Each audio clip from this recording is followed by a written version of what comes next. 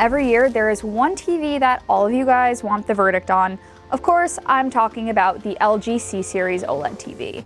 This is the LG C6 OLED, and at the risk of giving you an excuse to not watch this whole video, it might again be the OLED TV most people should buy in 2026.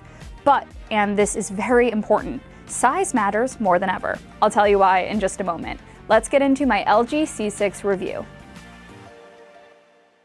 I'm not going to bury the lead here. The picture quality on the C6 is excellent. But before I get into the details, this is the 65-inch LG C6 with the same OLED panel as on the C5. Only the 77 and 83-inch C6, which are technically called the C6H, get that brighter RGB tandem OLED panel. In other words, anything I'm going to say about the C6's picture performance in this video only applies to the 65-inch and smaller sizes. Pause to see the size and pricing breakdown for the entire lineup, and make sure you're subscribed for when we get the C6H into the lab for testing. But let's talk more about the C6 Performance. OLED is already known for those deep blacks and contrast, but LG keeps squeezing a little bit more brightness out of these panels every single year. And the C6 is brighter than the C5, a little more than 16%. That's not major, but also not nothing. You're getting really punchy HDR, rich color, and a super clean cinematic image overall.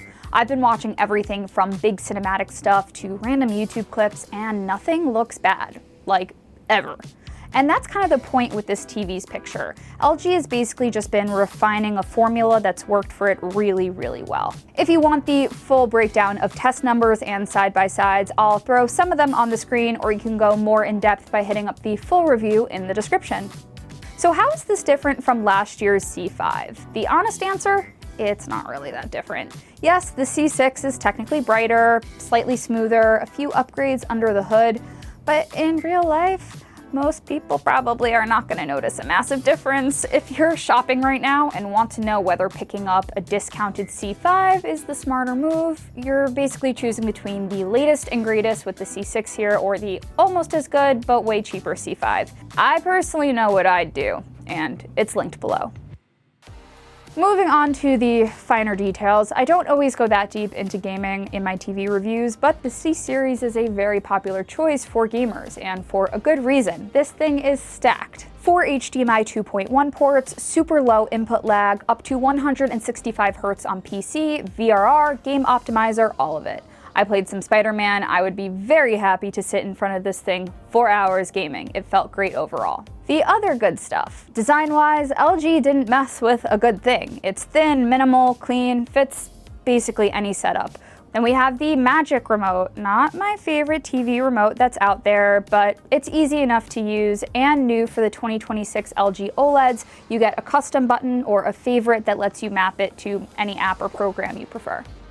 As for WebOS, it is still one of my favorite smart TV platforms. It's fast, easy to navigate, everything's where you expect it to be.